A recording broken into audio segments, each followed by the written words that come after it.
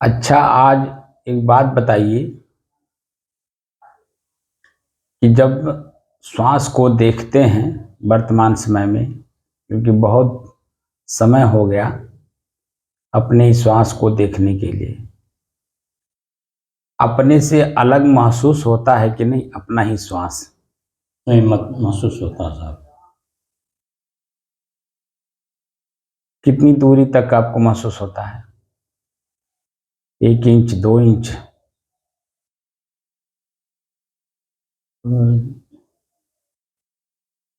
महसूस होता साहब, जितना दूरी तक आप हो उतना दूरी तक महसूस होता है।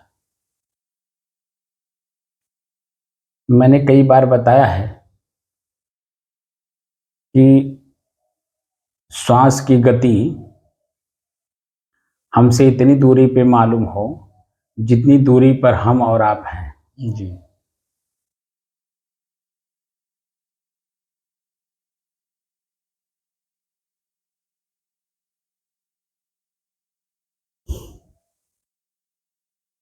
कई प्रश्न मैं कर चुका हूं, जैसे शरीर मेरा है कि मैं हूं? शरीर मेरा है। मेरा है, मेरा का मतलब भी समझते हैं? ये मुझसे अलग।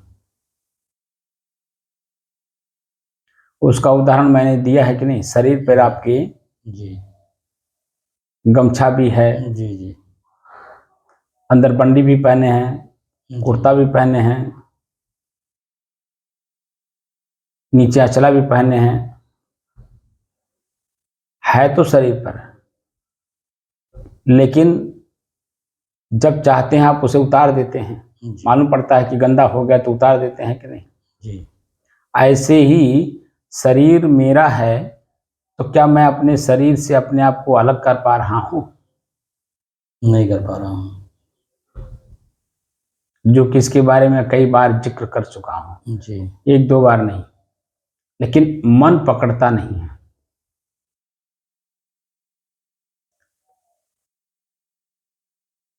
असल में एक अंग्रेजी का शब्द है प्रोफेशनल जीवन। जिस काम को आप करिए उसी में ही मन रम जाए। वकील हैं तो वकालत में मन रम जाए, तो उसी तरह से सोचना, बोलना, करना, उठना, बैठना, सोना, जागना, ख्याल करना, सब उसी में होता है ना। जी किसान है तो किसान आप देखिए, उसी के बारे में रात दिन सोचता है। बिया कब बोना है, पानी कब देना है, खाद कब देना है, कटाई कब करनी है, निराई कब करनी है, गुड़ाई कब करनी है, देखरेख कब करना है, पशु से कब बचाना है, पक्षियों से कब बचाना है, उसी के बारे में सोचता है ना। उसका प्रोफेशनल जीवन है। डॉक्टरों की आप देख लीजिए, कौन सी दवा किस रोग पे काम आता है,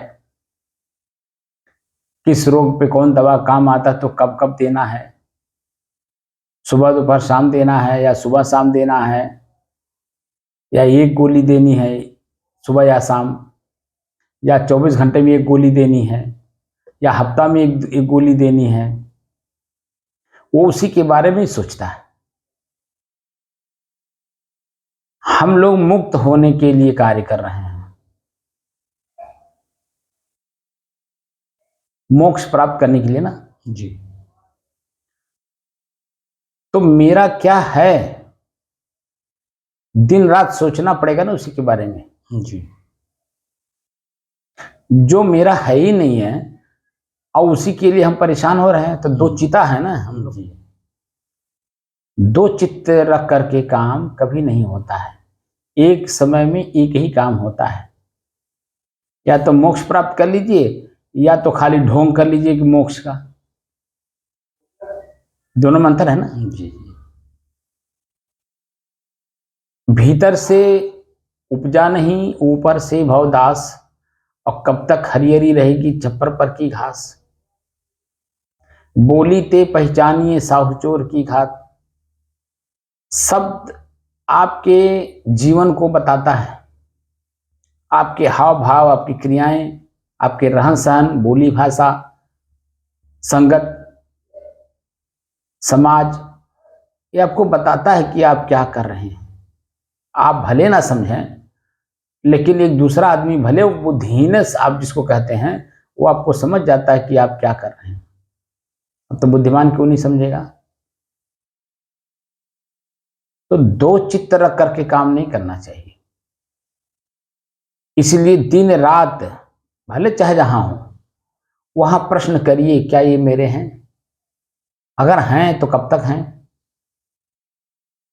और कब तक हैं जो प्रश्न उठेगा, तो क्यों कब तक हैं उसमें भी प्रश्न करिए, क्यों कब तक हैं। जब तक आपके पास लोई है तब तक आपके पास सब कोई है।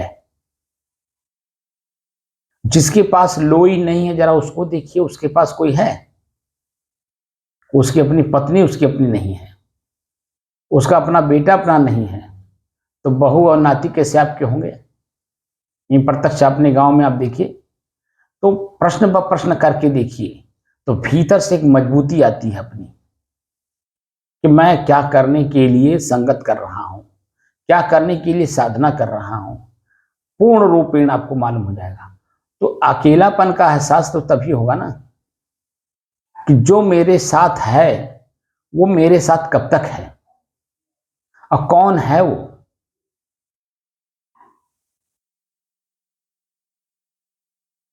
और वो भी मेरे साथ सटा है तो क्यों सटा है, क्या कारण है वो?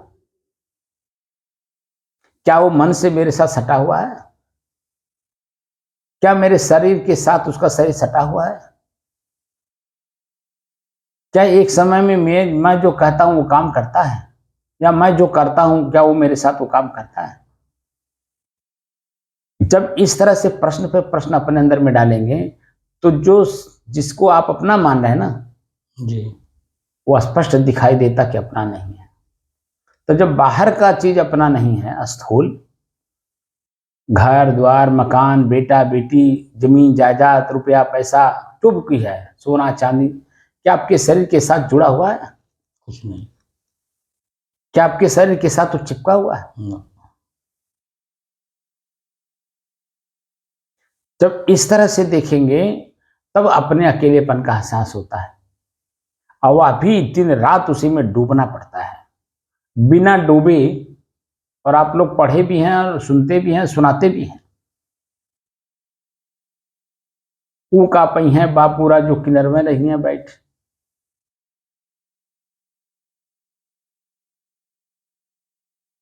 अगर किसी चीज को खोजना है तो डूबिए उसी में। खोजी रहा सो पाइया, गहरे पानी बैठ। तो गहरे पानी बैठने का मतलब क्या हुआ? डूबना। उसी में डूब जाइए। जी जब तक डूबेंगे नहीं तब तक गहराई में जाएंगे नहीं, और गहराई में जाएंगे नहीं तो जो चीजें आप चाहते हैं पाएंगे कैसे? ऊपर ऊपर तो कोई चीज तैरता नहीं है।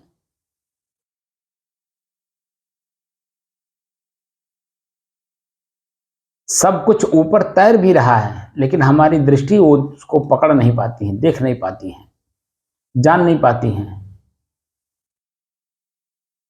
तो जहां रहती हैं वहीं में उसी को सब कुछ मान के काम करती है। मन जब तक वास्तव में वास्तविक चीज को आंख देखता नहीं है, कान सुनता नहीं है, तो वास्तविक स्वरूप क्या है? आपके सामने सुंदर चीज कोई पड़ेगा ना, तो वास्तविक चीज नहीं है। जी वास्तविकता उसके लगातार देखने से आपको दिखाई देगा कि जो सुंदरता है वह सुंदरता बस मात्र ऊपर का फोकस है, और क्षणिक है, थोड़े समय के लिए है। लगातार उसको आप देखिए तो 1 घंटे बाद जो सुंदर चीज दिख रहा है वही कुरूप दिखने लगता है। कोई भी पत्ता आप ले लीजिए, कोमल कोमल देखने में बहुत अच्छा लगता है, लेकिन लगातार उसी को देखिए तो देखेंगे कि जो लाल लाल शुरू शुरू में पत्ता निकलता है कोमल कोमल, वही है, धीरे धीरे हरा होने लगता, टाइट होने लगता है। जी उसकी कोमलता, उसकी सुंदरता धीरे धीरे बदल जाती है। जी तो जो जो वस्तु, व्यक्ति, स्थान क्षण मात्र में हमें देख करके आकर्षित करता है, तो उसकी अपनी स्थिरता तो है नहीं। उसकी स्थिरता जब हम देखने लगते हैं तब हमें अपने आप में भी स्थिरता आने लगती है, क्योंकि वो स्थिर नहीं है। जी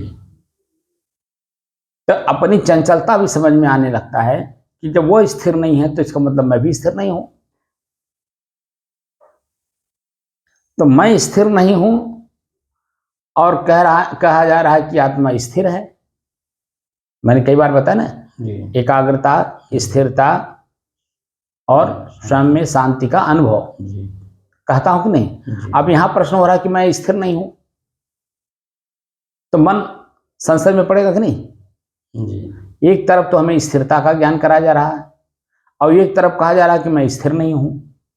तो मैं स्थिर नहीं हूं, ये कहने वाला है कौन? मन ही तो है। जी तो मन कभी स्थिर रहता है? नहीं मन है भी क्या? ख्याल, याद, स्मरण। जी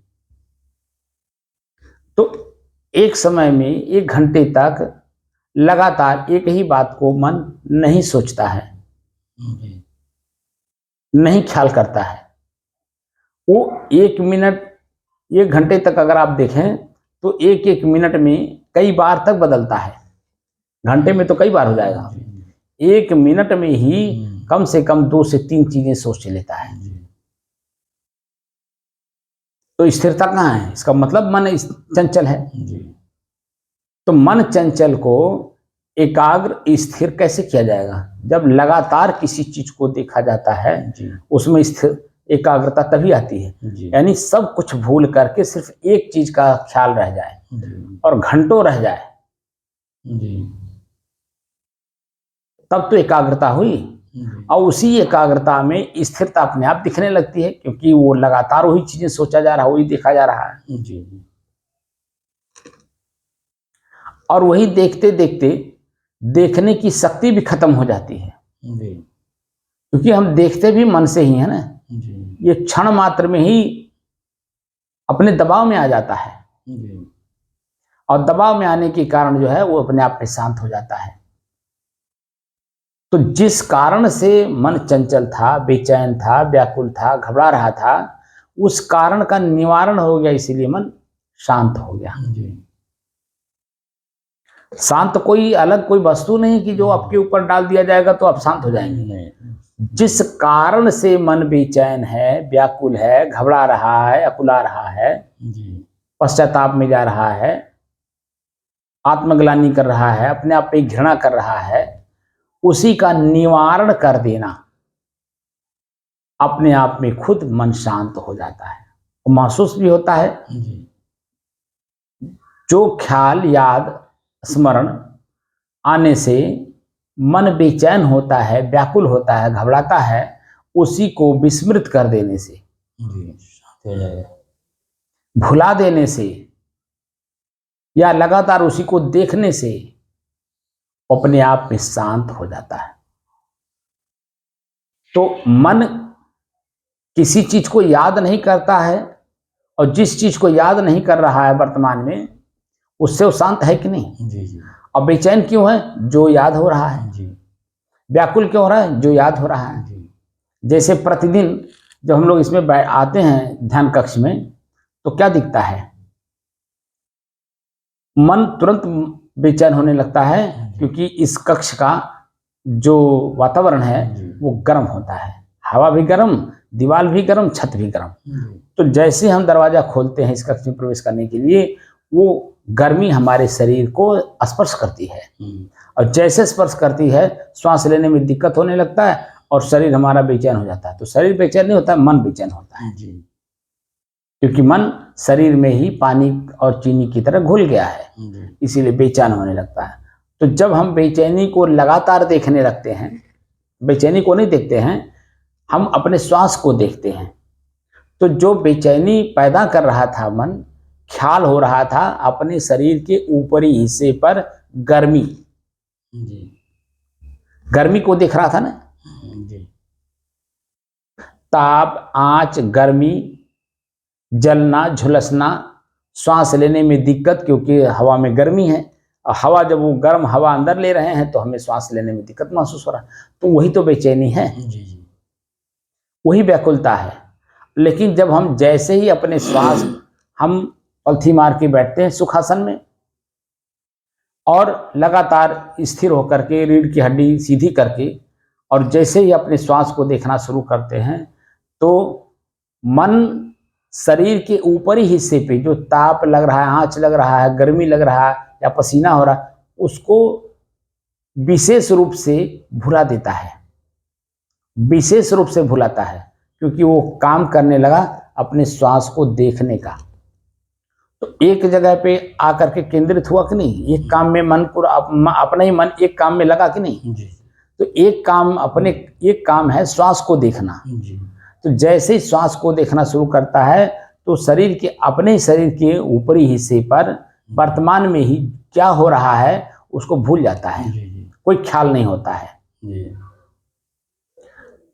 तो देखेंगे कि थोड़ी ही देर में अपना मन बिल्कुल एकाग्र हो जाता है, और जैसे एकाग्र होता है स्थिर हो जाता है, और जैसे स्थिर होता है अपने आप में शांति का अनुभव करता है। तो शरीर वर्तमान में जहां हम हैं ध्यान कक्ष में, जितना देर बैठते हैं उतने देर तक लगातार ताप, आंच, गर्मी, हवा में गर्मी, छत में गर्मी, दीवार गर्म, छत गर्म, सब कुछ होते हुए भी लेकिन मैं भीतर से एकदम बिल्कुल शांति का महसूस करता हूँ कि नहीं। जी कोई बेचैनी, कोई व्याकुलता, कोई घबराहट होती है नहीं, जो कि उसी में हम लगातार बैठे भी हैं जी और मर भी नहीं जाते हैं।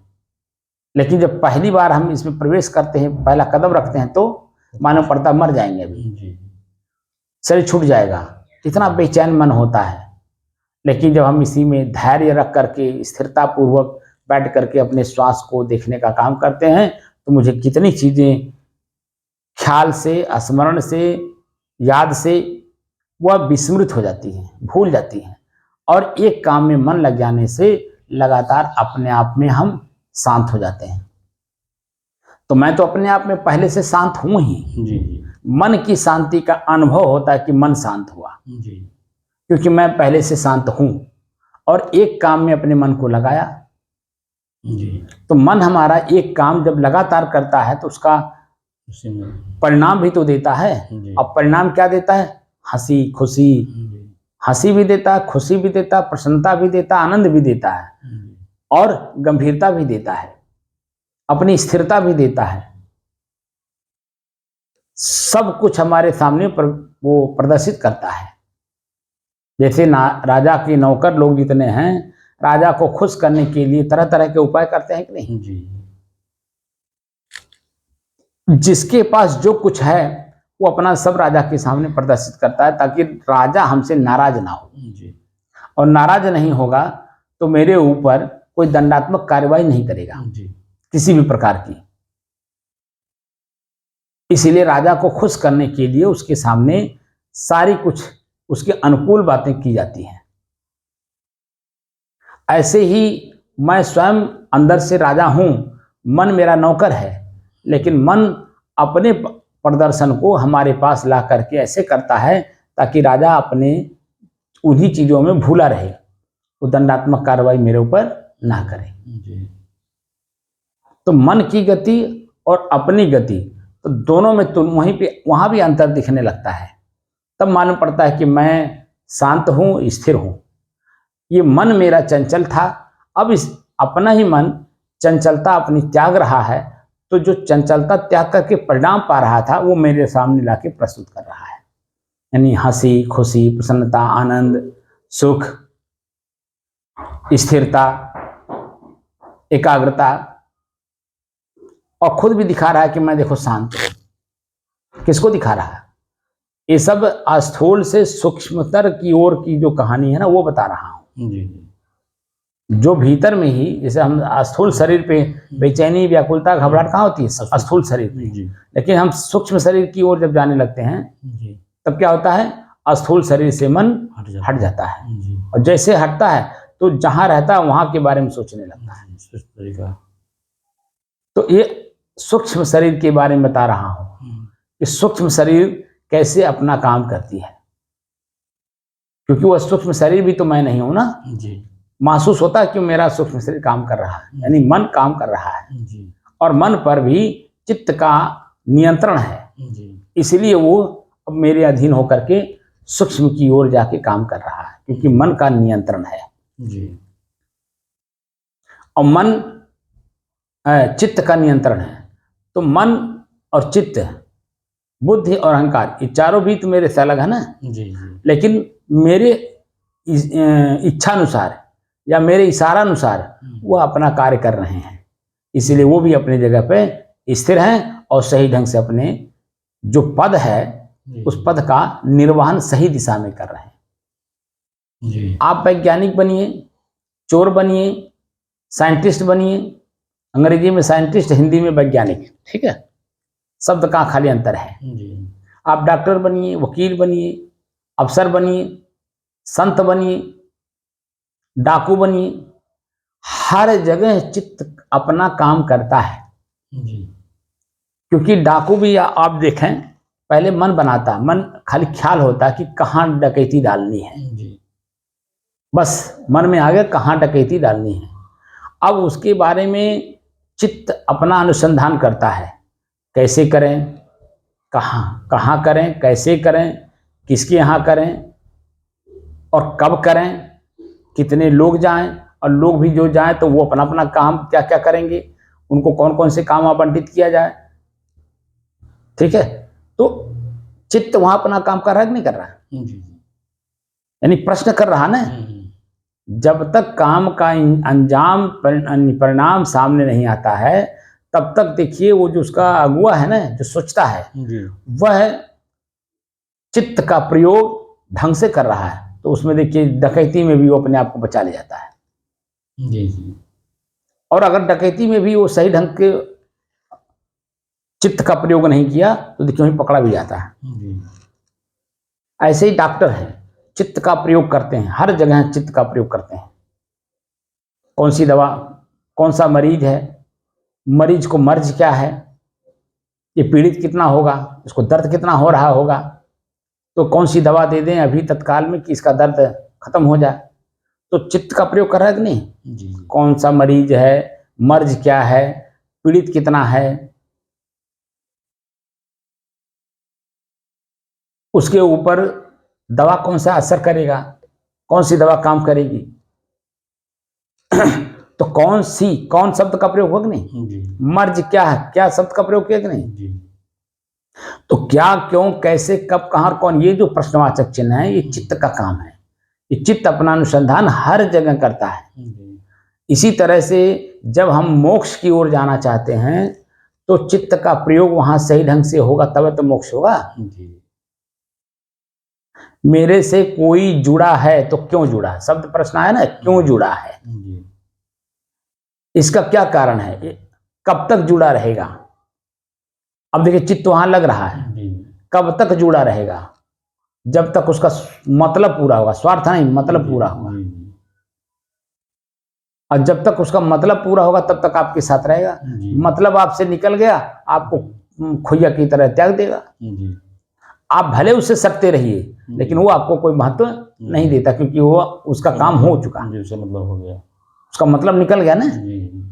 स्वार्थ नहीं निकल गया, मतलब निकल गया।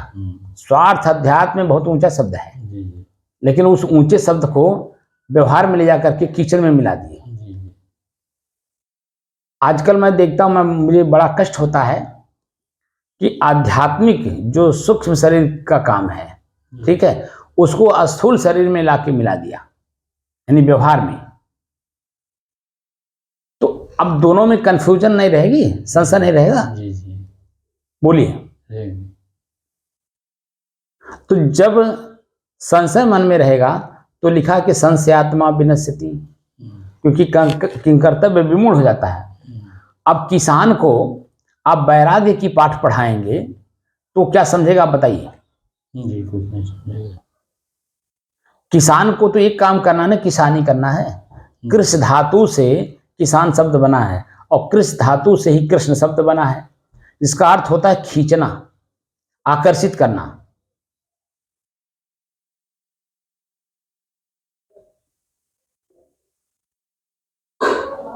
पैदा करना, ये कृष धातु का अर्थ है। ठीक है, तो हमको अपनी तरफ आकर्षित कौन कर रहा है? माया कर रही है। माया मतलब क्या? वासना।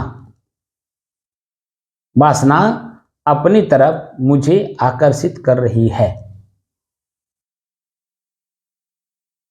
तो माया जब मुझे आकर्षित कर रही है, यानी वासना, तो मुझे एहसास होना चाहिए कि कौन हमें अपनी तरफ आकर्षित कर रहा है।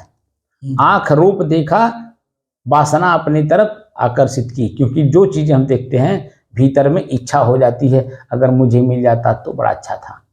तो मुझे मिल जाना, यही हमारी वासना है जी।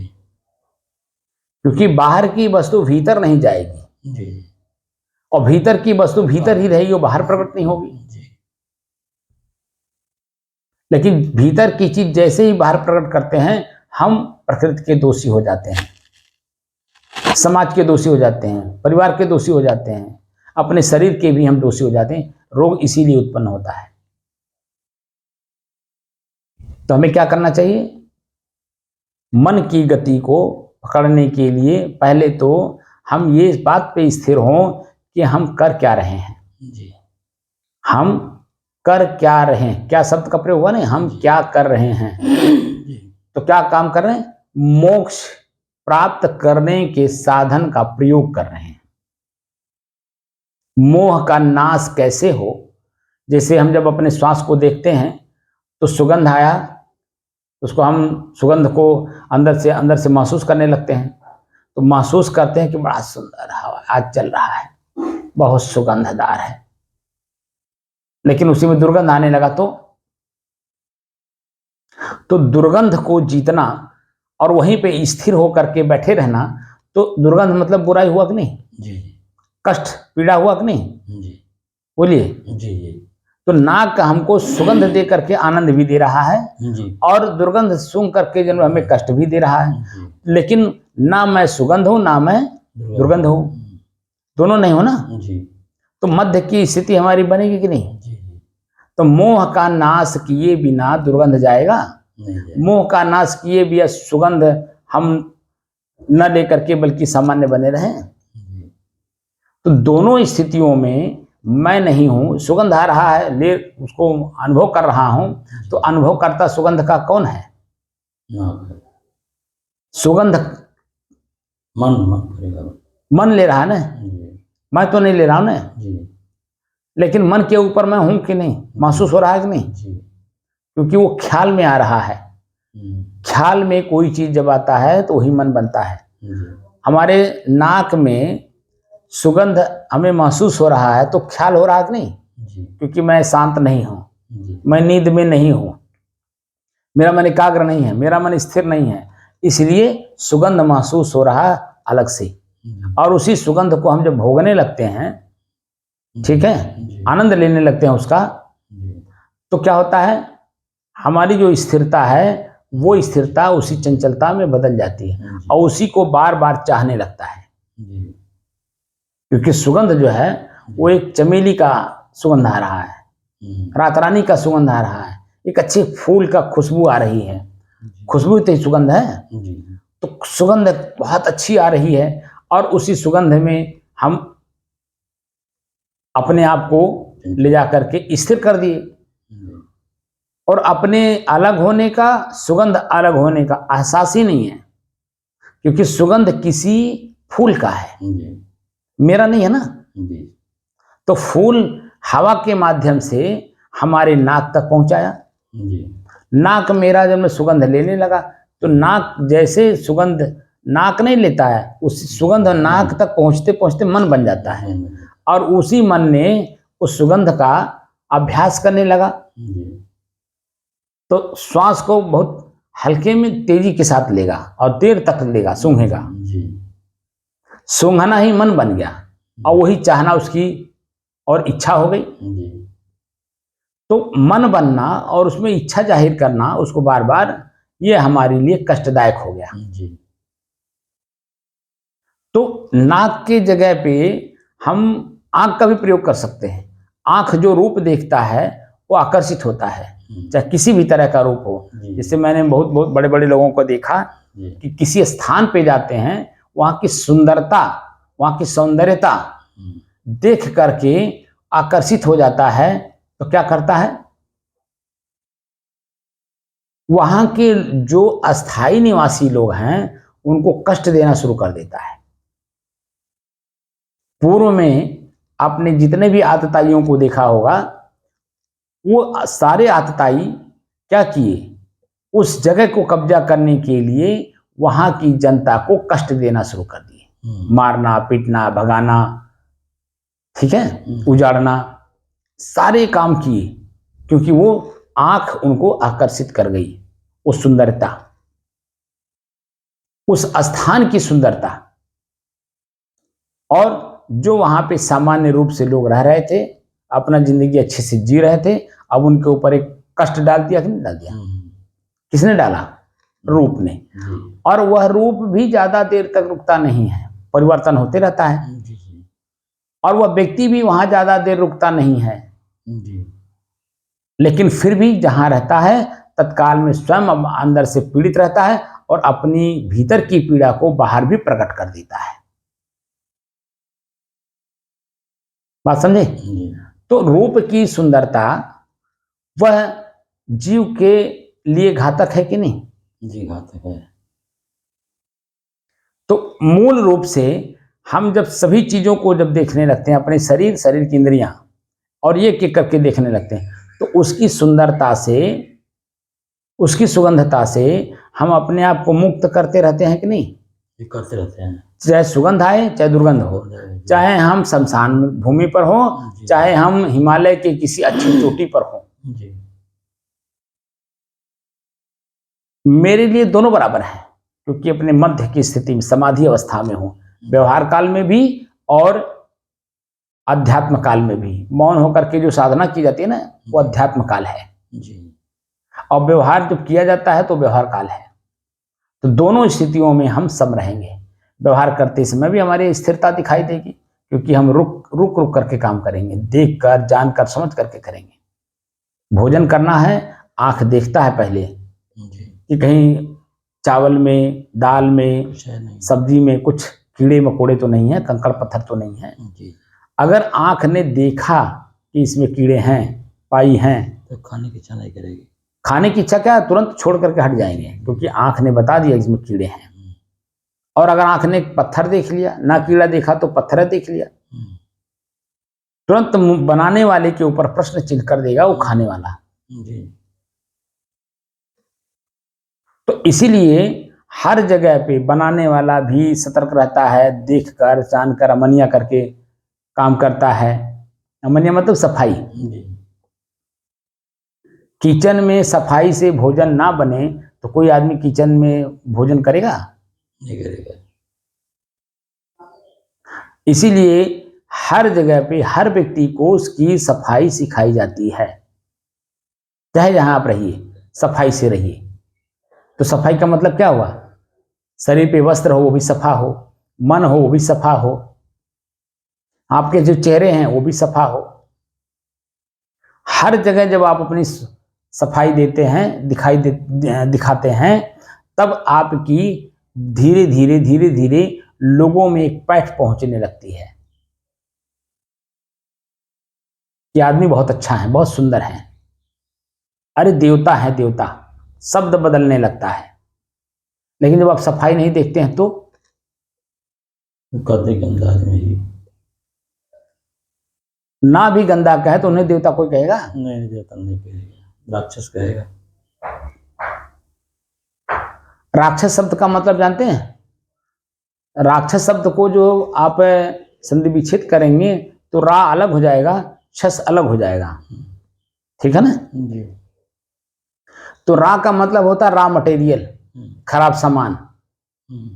खराब सामान का अपने जीवन में जो उपयोग करता है वही राक्षस है। मनुष्य रूप में ही राक्षस है। जी राक्षस कहीं उसके सींग पूंछ नहीं अलग से होते हैं। जी ये जो मनुष्य है ये मनुष्य ही राक्षस है,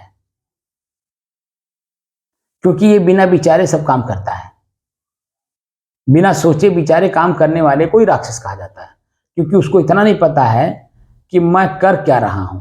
जैसे मांस खाना, जी मछली मारना, बकरा काटना, भैंसा काटना, तो हिंसा हुआ कि नहीं? जी क्या उसको ये महसूस हो रहा है कि इसको दर्द हो रहा होगा? नहीं महसूस होता। खुदा तो कहें कर अगर महसूस हो तो काटेगा? नहीं काटेगा। तो राक्षस है कि नहीं? जी तो जो व्यवहार व्यक्ति करता है उसमें स्वयं पीड़ित होता है और अपनी पीड़ा दूसरे को भी देता है, वही राक्षस है।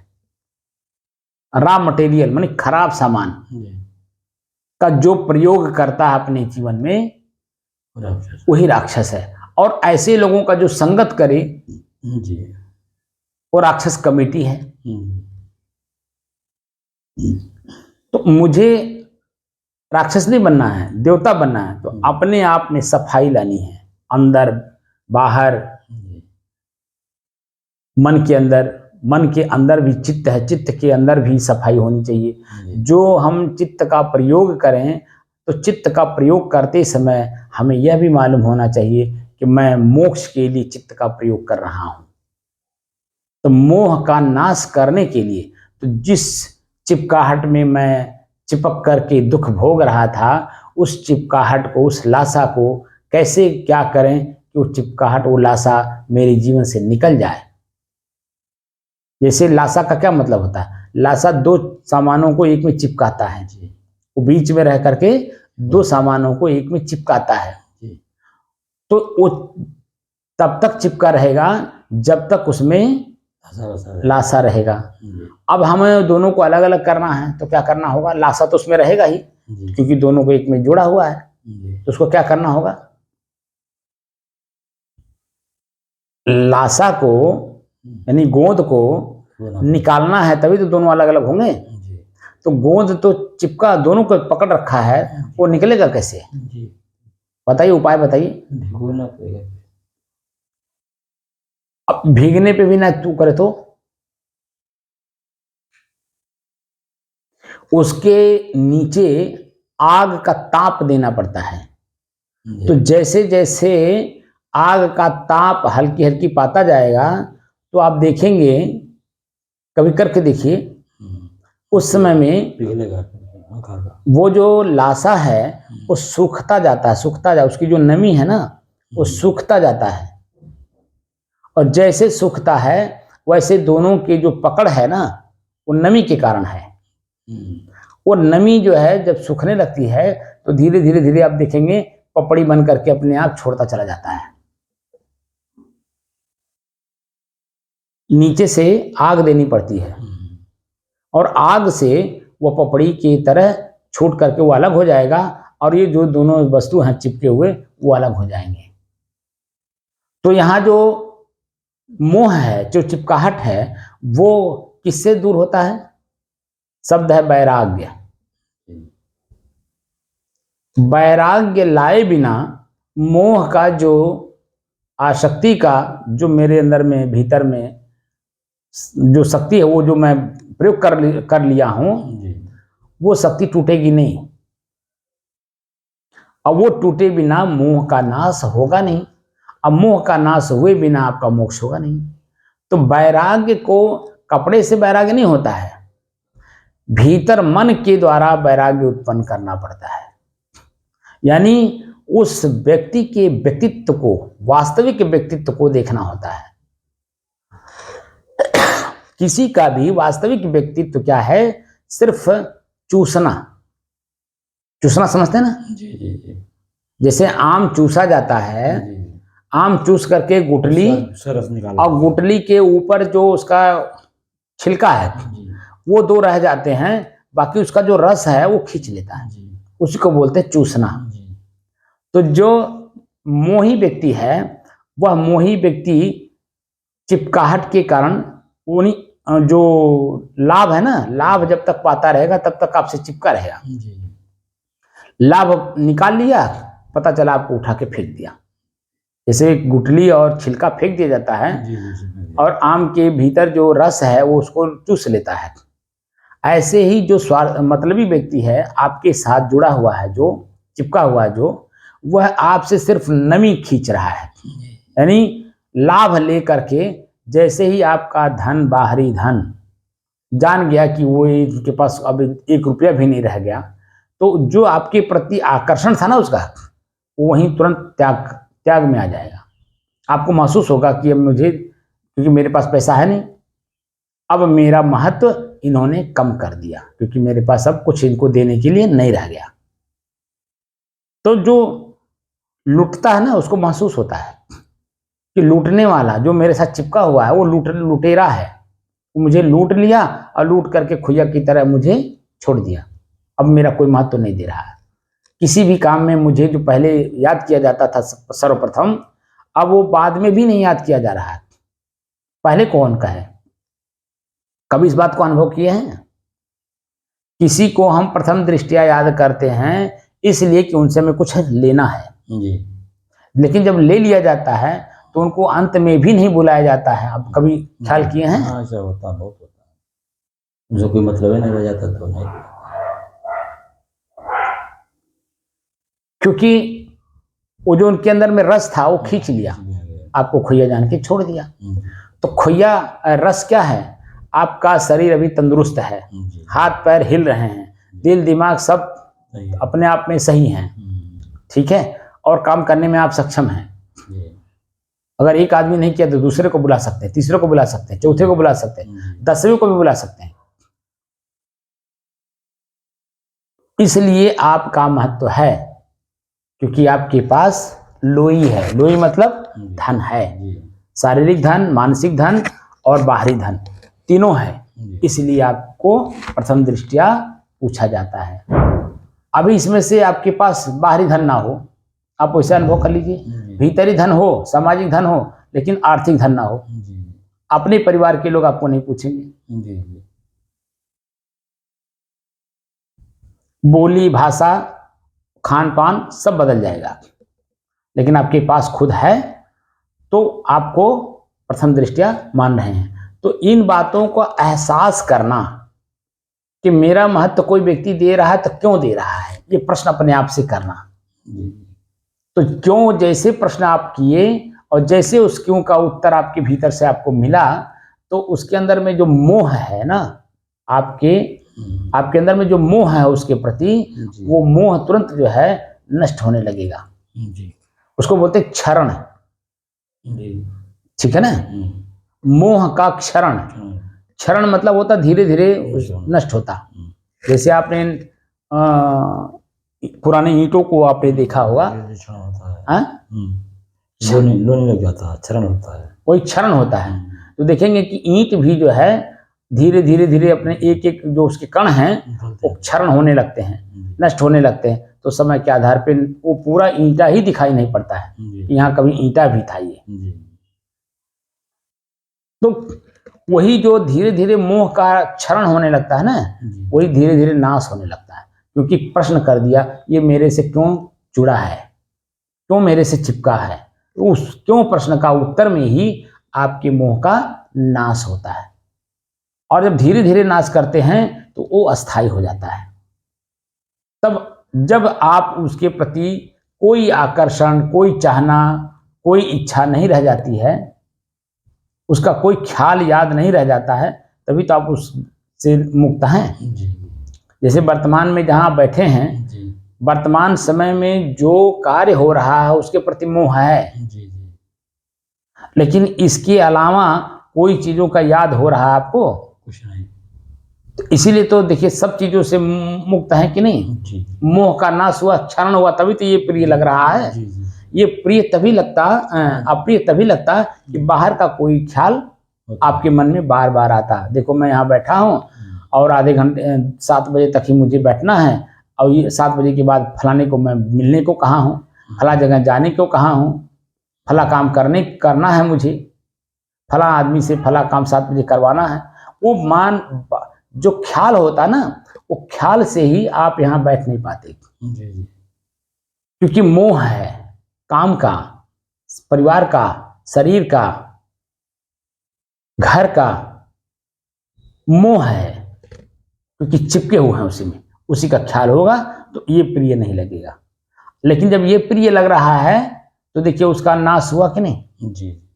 वर्तमान में जितनी देर ये 2 घंटे प्रिय- आप बैठेंगे यहाँ, एक प्रिय होगा तो एक छूटेगा, तो होता है। स्वाभाविक बात है ना, जी एक प्रिय होगा तो एक अप्रिय होगा अपने आप। जी जी तो अप्रिय चीज ही तो छूटता है, जी अप्रिय चीज में ही हम चिपकते हैं, जी हम भी चिपकते हैं और वो वस्तु भी हमसे चिपकता है या वो व्यक्ति भी हमसे चिपकता है। जी लेकिन जब हमें भीतर से मोह ही ना हो, चिपकेगा वो मुझसे, कुछ नहीं। क्योंकि हम ही चिपकाते हैं। जी पकड़ना, छूना, खाना, देखना, जी सुनना, ये चिपकाना हुआ। जी तो कौन चिपकाता है? जो उसमें है। जी तो मोह का नाश किए बिना अपने अकेलेपन का एहसास होगा नहीं होगा। और अकेलेपन का एहसास हुए बिना ये संसार का मोह नष्ट होता नहीं है और फिर भय उत्पन्न नहीं होता। अब भय जब तक उत्पन्न नहीं होता है तब तक जो वास्तविक स्वरूप है प्रिय लगने वाली चीज वो लगता नहीं है। क्योंकि एक जगह जब भय लगता है ना तो उसके निवारण का जो रास्ता है वो अपने आप प्रिय लगने लगता है और जब प्रिय लगता है तो वहीं निर्भय भी होने लगता है। आज मैं निर्भय क्यों हूं? क्योंकि मेरे अंदर में कोई मोह नहीं है, चिपकाहट नहीं है, आसक्ति नहीं है, इसीलिए मैं निर्भय हूं। यानी किसी प्रकार का भय नहीं है, किसी भी प्रकार का भय नहीं है। यहां तक कि मैं जो वीडियो बनाता हूं, ठीक है ना जी इस वीडियो का भी मुझे मोह नहीं रहता है। बस खाली इतना है कि अपलोड कर देता हूं, अपलोड करने के बाद तुरंत डिलीट कर देता हूं। जी मुझे तो आप कभी भी देखे होंगे एक ही वीडियो में बना करके मैं स्थिर नहीं रहता हूं। जितनी बार वीडियो बनाता हूं उतनी बार देखेंगे आप अलग अलग शब्दों का प्रयोग करता हूं, काम एक ही करता हूं जी जी लेकिन शब्द का उच्चारण जो होता है वो लगातार इसलिए करता हूं कि मन मस्तिष्क जो हम लोगों का है, मेरा तो कुछ गुरु जी के सानिध्य में आने के कारण जो फ्रेश हुआ, लेकिन जिसका फ्रेश नहीं है, जी शुद्ध नहीं हुआ, स्थिर नहीं हुआ, शांत नहीं हुआ और एक रास्ता का अनुभव नहीं हुआ, तो उसको अनुभव कराने के लिए अगर हम पूरी बात बोलेंगे नहीं, मन पूरा सुनेगा नहीं और सुन करके पूरा जो है अपने आप को अनुभव नहीं कर पाएगा कि वास्तव में मैं इससे अलग हूं। ये जो कह रहे हैं इसमें सत्यता कितनी है। तुलनात्मक आदमी अध्ययन करता है ना, जी करता है। तो तुलनात्मक अध्ययन में लोगों को लगता है नहीं, वास्तविकता यही है कि जो कह रहे हैं। जी तो तत्वदर्शी बिना हुए तो अपने मैं स्वयं एक तत्व हूं, निज तत्व कैसे एहसास होगा? जी जैसे हम और आप हैं, दो लोग हैं, जी तो दोनों में आपको अपने अस्तित्व का पता है, जी मुझे अपने अस्तित्व का पता है, जी इसीलिए दोनों अपनी अपनी जगह पर हम काम कर रहे हैं। जी आप श्रोता का काम कर रहे हैं और मैं वक्ता का काम कर रहा हूँ। जी मैं बोलने का काम कर रहा हूँ, आप सुनने का काम कर रहे हैं। जी कर रहे हैं नहीं कर रहे हैं? जी तो दोनों में एक रूपता बनी हुई है और जिसका लाभ आज पूरा विश्व ले रहा है। जी अगर हमारे और आप में कोई जरा सा भी त्रुटि हो जाए जी तो हम आप ही नहीं लाभ ले पाएंगे तो विश्व कैसे लेगा? जी बोलिए। जी तो इसलिए वक्ता का भी कर्तव्य बनता है किस विषय पर चर्चा हो रही है। तो चर्चा हमारी किस पर हो रही है? जिंदगी से जो हम ऊब चुके हैं, जी परेशान हो चुके हैं, जी अब इस परेशानी को इसी शरीर में रहते रहते नष्ट करने का काम कर रहे हैं, जिसको कहते हैं मोक्ष। जी जिस कारण से मैं परेशान हूं, दुखी हूं, पीड़ित हूं, पश्चाताप में डूब रहा हूं, घबरा रहा हूं और उसी घबराहट के चलते जन्म में हार्ट अटैक भी ले रहा हूं, ब्रेन हेमरेज भी ले रहा हूं, ब्लड प्रेशर भी ले रहा हूं, घुल घुल करके मर रहा हूं। तो घुल घुल करके मरने की क्या जरूरत है? ऐसे संत का सानिध्य धारण करिए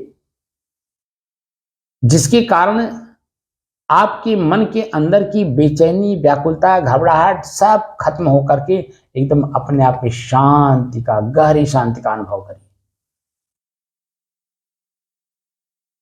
तो वो जो स्थिति बनेगी या बन रही है आपकी बन रही है तभी तो जब आप इस कार्य को लगातार कर रहे हैं। जी जी क्योंकि मेरे 5 नवंबर 2021 के बाद जब से आप जुड़े हैं लगातार, जी आपके भीतर में जितने भी किसी भी प्रकार का चिपकाहट था, मोह था, आसक्ति थी, जी धीरे धीरे धीरे धीरे धीरे धीरे आप देखिए कितने लोगों को आपने अपने भीतर से जी आसक्ति का नष्ट किया जी होगा। काफी हो गया साहब, अब कुछ नहीं होता, ध्यान नहीं जाता उधर। अब किसी चीज का ख्याल होता है? जी नहीं। ख्याल उसी चीज की होती है जिसमें आसक्ति होती है, जी जिसमें मोह होता है। जी और जिसमें आसक्ति ही ना हो, मोह ही ना हो, उसका ख्याल होगा? नहीं होता। तो उस पीड़ा से, दर्द से, पश्चाताप से, आत्मग्लानि से, घृणा से मुक्त हुए कि नहीं हुए? जी बोलिए। जी हो गए। जब कुछ याद नहीं होगा तो उसमें आत्मग्लानि होगी? कुछ नहीं होगा। तो अपनी स्थिति बनी कि नहीं बनी? जी तो एक भौतिक जीवन में शरीर में शरीर के साथ साथ मन, शरीर पहले तो संतुष्ट हुआ अपने आप में, जी स्थिर हुआ, और शरीर के साथ साथ मन भी स्थिर हो रहा है धीरे धीरे। जी तो आप दोनों तरफ से, यानी भौतिक जीवन से भी अपने आप को मोक्ष की तरफ ले जा रहे हैं, जी और भीतर जो हमारा आत्मिक जीवन है उसको भी आप अपने आत्म शब्द यानी स्वयं में, स्वयं को स्थित करने में कामयाब हो रहे हैं धीरे धीरे। जी तो मोह का नाश किए बिना हम अपने आप में कैसे स्थित होंगे? जी तो मूल रूप से जो मेरा मन है, ये मन ही मुझे परेशान करता है, दुखी करता है, पीड़ित करता है, और यही हमसे कार्य करा करके उसमें पश्चाताप भी कराता है, हमें कराता है। लेकिन अब समझ में आ गया ना कि मन मतलब होता है ख्याल, जी रूप, शब्द, सुगंध, दुर्गंध है, ये सब जो हमारे स्थूल शरीर के हैं, जो हमें अनुभव कराते हैं, महसूस कराते हैं, यही मन बनता है, और यही मन आगे चल करके बार बार ख्याल हो करके उसमें दुख सुख का अनुभव कराता रहता है। यही मेरा भौतिक जीवन रहा। अब क्या है, शरीर से हम ऊपर उठ रहे हैं, ना सुगंध का हमें अनुभव हो रहा है, ना हमें दुर्गंध का अनुभव हो रहा है, तो हम गहराई में गए कि नहीं गए? यानी सुगंध दुर्गंध से ऊपर उठ गए कि नहीं? जी जी तो गहरे पानी पैठ, जी अगर हम कुछ चाह रहे हैं तो गहरे पानी बैठ रहे हैं, और वो जो दिखाई दे रहा है वो मुझे शांति की ओर ले जा रहा है। जी क्योंकि अब मन बिल्कुल एकदम स्थिर है और एक काम में एकाग्र है, मतलब एक ही काम को लगातार कर रहा है, सुबह दोपहर शाम। दोपहर मतलब यहाँ मेरे पास नहीं, लेकिन घर पे कर रहे हैं कि नहीं? तो सुबह दोपहर शाम हुआ कि नहीं? तो जैसे जब रोगी व्यक्ति होता है, तो जैसा रोग होता है तो डॉक्टर जब दवा देता है ना, तो कहता है ना कि सुबह दोपहर शाम तीनों टाइम खाइएगा तो जल्दी कवर होगा। तो आप जो है अगर मोक्ष को कवर करना चाहते हैं तो सुबह दोपहर शाम जो कर रहे हैं, तो आप अपने रोग से मुक्त हो रहे हैं कि नहीं? जी हो रहे हैं। अब वही जो सुबह दोपहर शाम के बजाय अब लगातार आपको खाना है, लगातार, यानी लगातार साधना करनी है। सुबह दोपहर शाम के बजाय अब चलते उठते बैठते सोते जागते हर समय अपने श्वास को अपने से अलग देखिए। श्वास अगर हम एक एक कदम चल रहे हैं तो कैसा श्वास चल रहा है, तेज है, मध्यम है, धीमी है, किस तरह की है, वो महसूस होता है अंदर से। तो जैसे जैसे आप चलना शुरू करेंगे वैसे वैसे जो है आपकी स्थिति मजबूत होती जाएगी, यानी मोह का नाश होता चला जाएगा, और आपका मोक्ष इसी शरीर में रहते रहते आभास हो रहा होगा। जो ख्याल नहीं हो रहे हैं, ख्याल उसी का होता है ना जहाँ चिपकाहट होती है, और जहाँ चिपकाहटें नहीं है तो मोक्ष है कि नहीं? चिपकाहट मतलब मोह, आसक्ति। तो जहाँ आसक्ति नहीं है उसका ख्याल नहीं हो रहा है।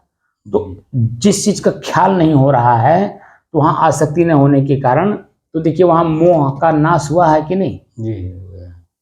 इस तरह से जब आप अनुभव करेंगे तो देखेंगे कि धीरे धीरे धीरे जो याद भी होगा ना, उसमें याद करके उसमें जो वास्तविक स्थिति है उसकी नष्ट होना, नाश होना, बिगड़ना, खराब होना, कीड़ा पड़ना, ठीक है, ये सब स्थिति को जैसे देखेंगे तो उसमें जो आसक्ति है वो अपने आप आसक्ति नष्ट होगी धीरे धीरे, यानी क्षरण होगा, मोह का क्षरण होगा, क्योंकि हम उसकी वास्तविकता को देखना प्रारंभ किए।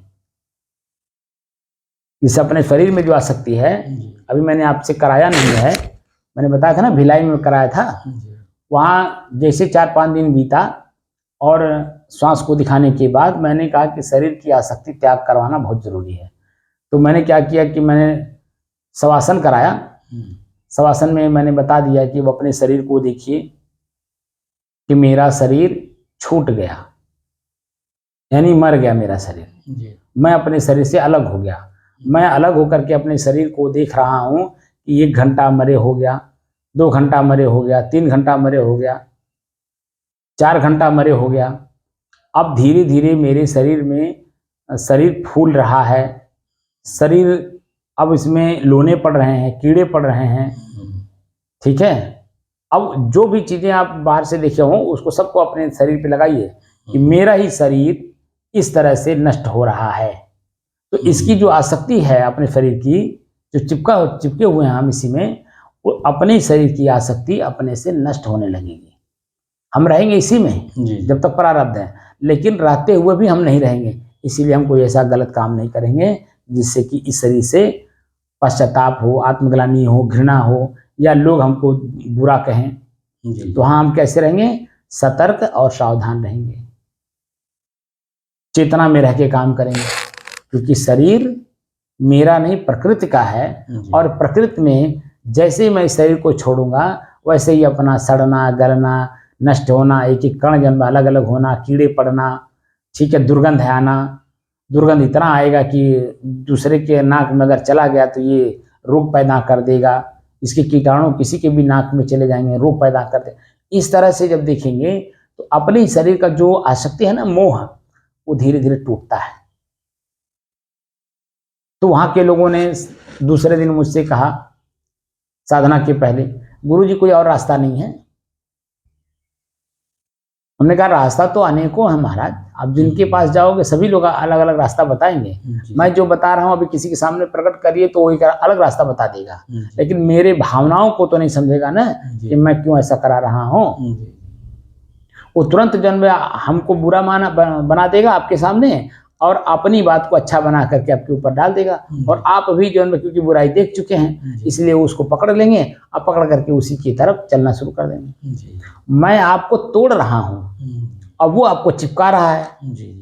बताइए, मैं आपको तोड़ने का मतलब मोक्ष करा रहा हूँ और वो मोह करा रहा है, यानी आसक्ति दे रहा है। तो दोनों में फर्क है कि नहीं है? फर्क है। आप मोक्ष चाहते हो और मोक्ष का काम ही नहीं करोगे तो मोक्ष कैसे हो जाएगा? और मैं जो हूं, मैं खुद भी मोक्ष के राही हूं। मोह को नाश करने के लिए हमने साधु का चोला धारण किया है। तो मैं जो रहूंगा वही तो सिखाऊंगा। भाई डॉक्टर अगर डॉक्टरी सीखा है तो उसके पास बैठने वाला तो डॉक्टरी तो सीखेगा, वकालत थोड़ी सीख लेगा। और डॉक्टर जो है वकालत नहीं सीख पाएगा और ना सिखा पाएगा। तो मैं साधु हूँ, साधु का मतलब विद्यार्थी हूँ किसका? अध्यात्म का। स्वयं मैं कौन हूँ वो जानने का। तो जब तक आसक्ति टूटेगी नहीं किसी चीज की, दो एक में मिल गए हैं चीनी और पानी, अब दोनों को अलग करना है तो नीचे से आग देना पड़ेगा कि नहीं? देना पड़ेगा। और भयंकर आग देनी होगी ताकि खूब खौले। और जब खूब खौलता है उसी में से भाप बन करके उड़ता है कौन? पानी। तो नीचे चीनी बैठ जाता है। तो इंतजार करना पड़ता है कि पूरा पानी नष्ट हुए बिना नीचे चीनी बैठेगा नहीं। पानी अगर रह गया है तो पानी चीनी घुले हुए हैं और पानी जब तक उड़ेगा नहीं तो चीनी आपको दिखाई देगा नहीं। ऐसे ही जो मेरे अंदर में चीनी पानी की तरह मैं अपने शरीर में चिपक गया हूँ और शरीर के साथ साथ परिवार समाज में जो चिपका हूँ, प्रकृति में जो चिपका हूँ, इसका नाश नहीं होगा। और नाश हुए बिना मोक्ष होगा नहीं। अपने अकेलेपन का एहसास कैसे करेंगे? अकेलापन ही मोक्ष का स्थिति है जब अनुभव होता है। तो अपने आप में ही मुझे खुद महसूस होता है कि हाँ मोक्ष हुआ या नहीं।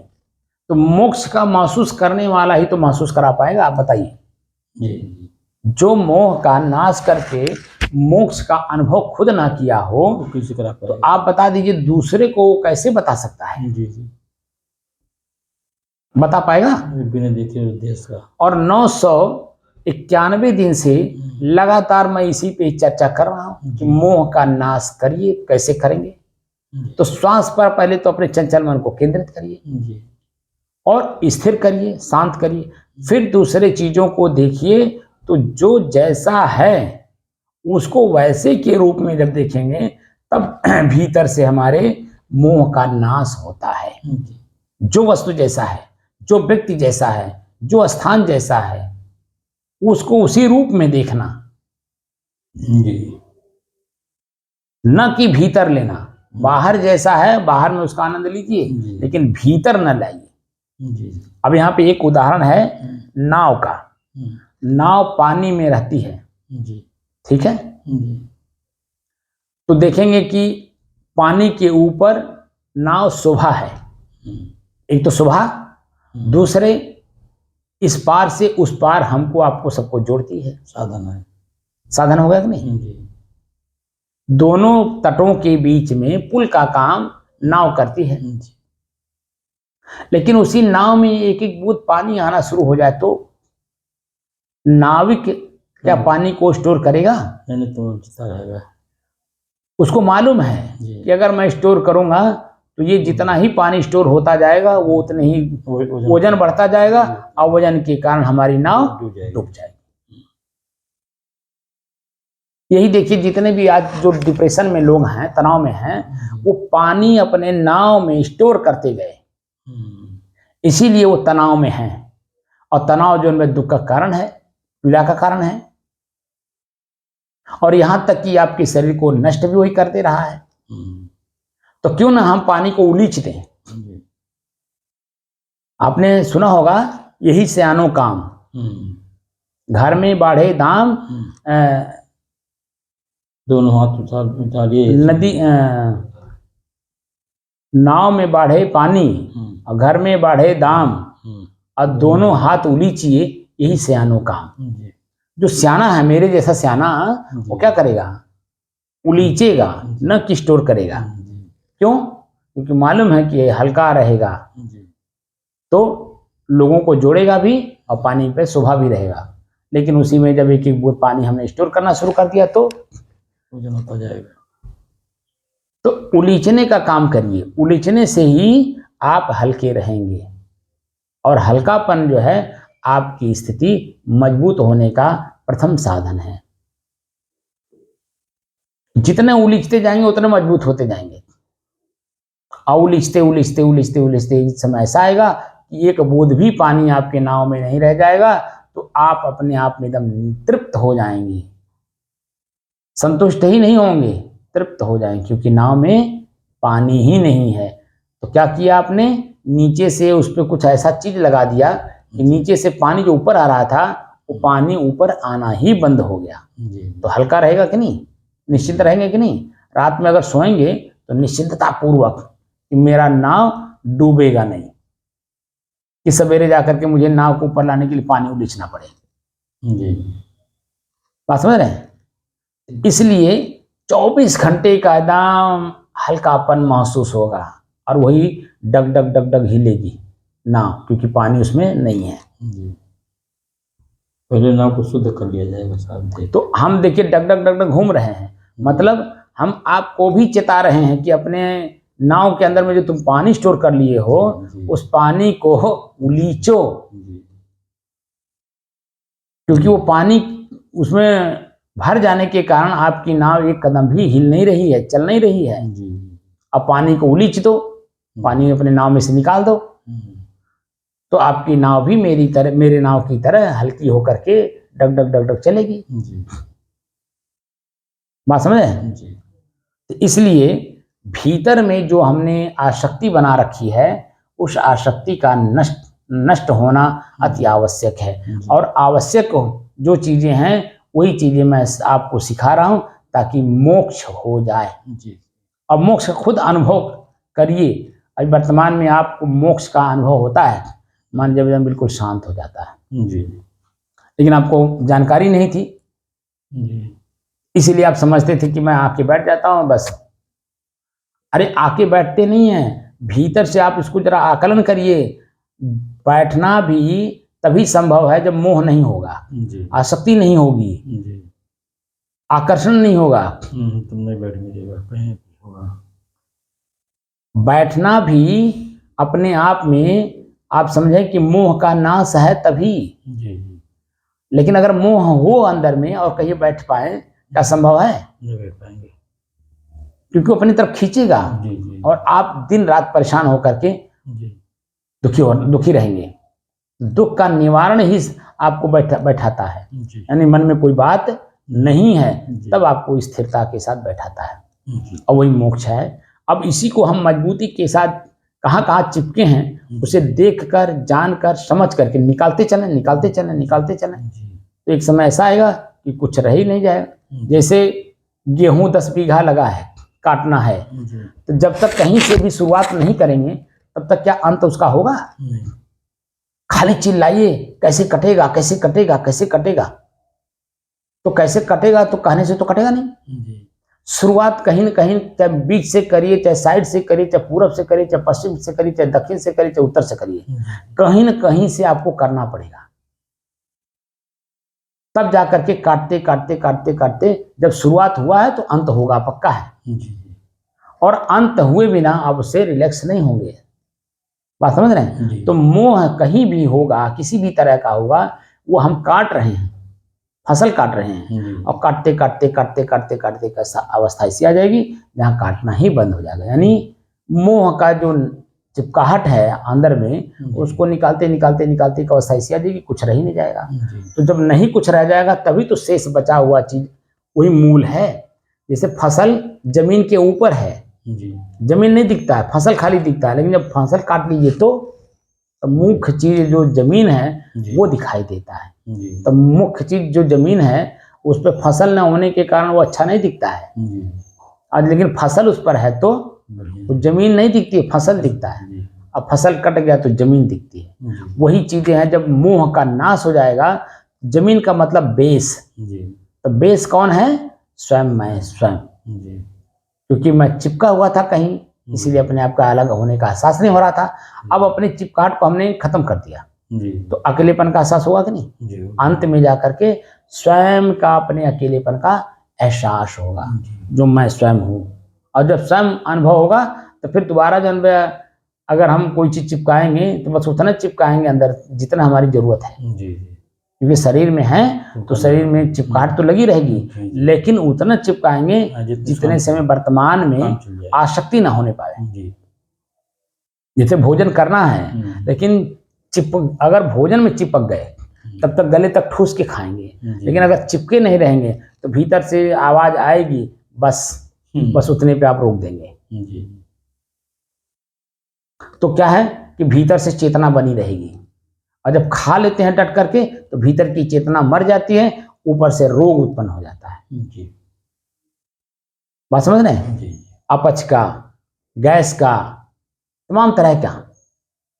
तो इसलिए भीतर से सतर्कता और सावधानी के साथ चिपकाहट को अंदर से बाहर करिए, ताकि जो है वो भीतर रह न पावे। जी ठीक है ना? तो फिर अपने अकेलेपन का एहसास होगा। जी बात समझ में आया जी कि नहीं आया अभी? जी मालूम हो गया। हाँ, जी मूल रूप से मैं जो वर्तमान में बैठा हूँ, ताप, आँच, गर्मी, व्याकुलता, बेचैनी दिखाता हूँ, इसका मतलब है कि हम शरीर में चिपके हुए हैं। इसीलिए उस पर उत्पन्न होने वाली चीजें मुझे एहसास करा रही हैं, महसूस करा रही हैं। और वही जब हम उसे भूलना शुरू कर देते हैं तो हो जाता है, तो खाली श्वास को देखना शुरू करते हैं, तो ताप, आँच, गर्मी, पसीना कुछ दिखता है? कुछ नहीं दिखता। कुछ ख्याल में आता है? क्योंकि ख्याल में सिर्फ एक चीज रखे हैं, बस श्वास, जी और तो कुछ है नहीं। तो अन्य चीजों से हम अपने आप को मुक्त किए कि नहीं? हो जाता है। और जैसे मुक्त किए तैसे मन देखना भी बंद कर देता है, उससे भी मुक्त हो जाता है। जी जी तब जाकर के अपने भीतर की शांति, गहरी शांति 10 मिनट, 15 मिनट, आधा घंटे का अनुभव होता है। जी और उसी के बाद जो है फिर मन उठने का नहीं करता है। जी क्या करता है? जी नहीं, शांत हो जाता तो नहीं करता है। जब शांत हो जाता है मन, तब किसी बेचैनी, व्याकुलता, घबराहट में नहीं रहता है, तब मन करता कि और कितना देर बैठे, स्थिर हो जाता है। अंत में जब हम चलने के लिए आते हैं, आप देखिए कि महसूस होता है कि क्या बताएं, और बैठते तो बड़ा अच्छा था, लेकिन समय हो गया है इसीलिए जाना भी है, उनकी भी बात माननी है क्योंकि समय हो गया है, इसलिए उठ करके हम लोग चलने लगते हैं।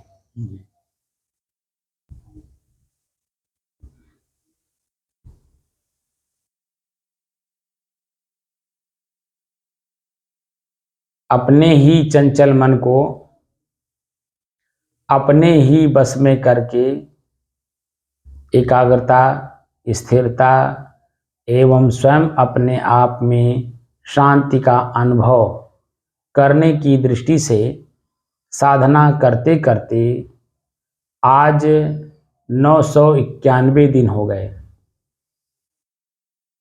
तारीख 25 जुलाई सन 2024, दिन बृहस्पतिवार, प्रातःकाल का समय। तो मन की चंचलता का, स्थिरता का और शांति का चर्चा तो बहुत हो गया। जी। अब हम लोग बैठ करके अपने श्वास को देखें और देखते देखते मन की स्थिति को शांत कर लें। जी।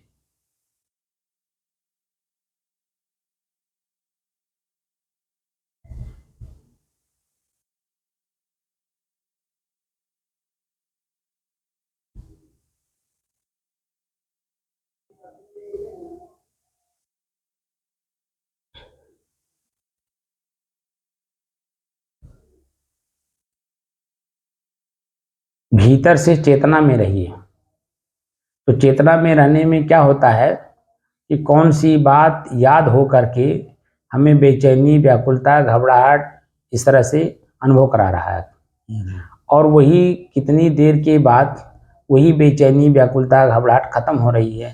क्यों? क्योंकि वो जो ख्याल हुआ था, स्थान, व्यक्ति, ठीक है, वो भूल गया, और जैसे भूले तैसे बेचैनी, व्याकुलता, घबराहट खत्म।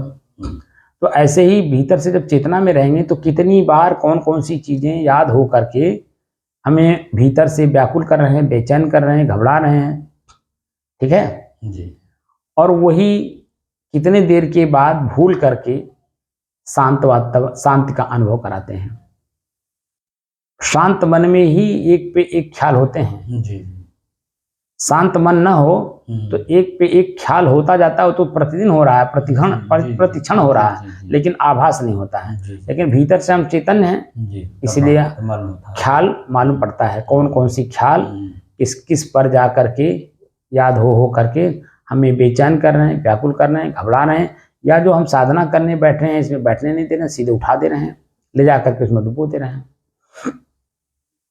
तो वो जो ख्याल होता है ना, वो ख्याल मालूम होने लगता है कि ख्याल, वो ख्याल मतलब स्मरण, स्मरण माने याद, याद जो भूल, और वही याद जो जब तक याद रहेगा तब तक बेचैन मन रहेगा, लेकिन उसी को जब भूल गए तो खत्म हो गया उसका।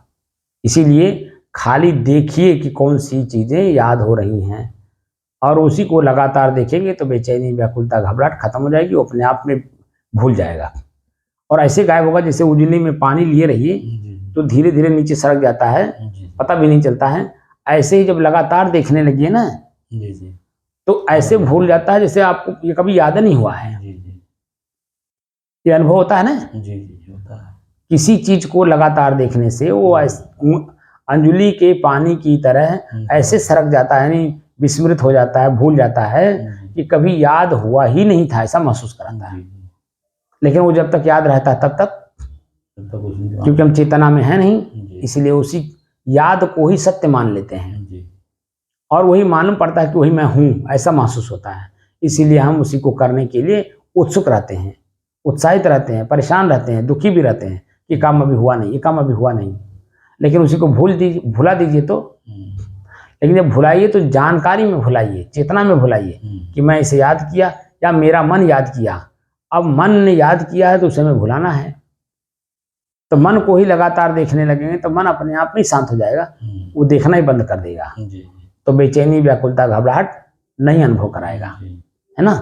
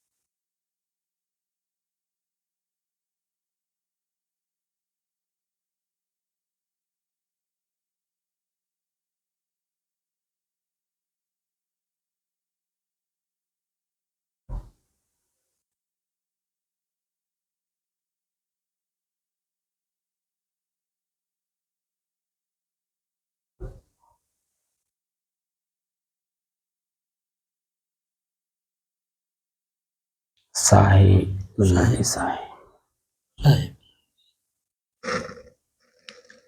7:15 बजने वाला है, बंद कर दिया जाए। तो बात समझ में आया नहीं? चेतना में रह करके बस खाली ख्याल को देखते रहिए, और ख्याल जैसे हो उसको भूलने का प्रयास करिए, और जैसे भूलेगा तैसे उसकी जो बेचैन याद होकर के जो बेचैनी व्याकुलता देता है वो अपने आप जब मालूम होगा कि बेचैनी व्याकुलता खत्म हो रही है। तो चेतना में है ना, तो चेतना के कारण मालूम होने लगेगा।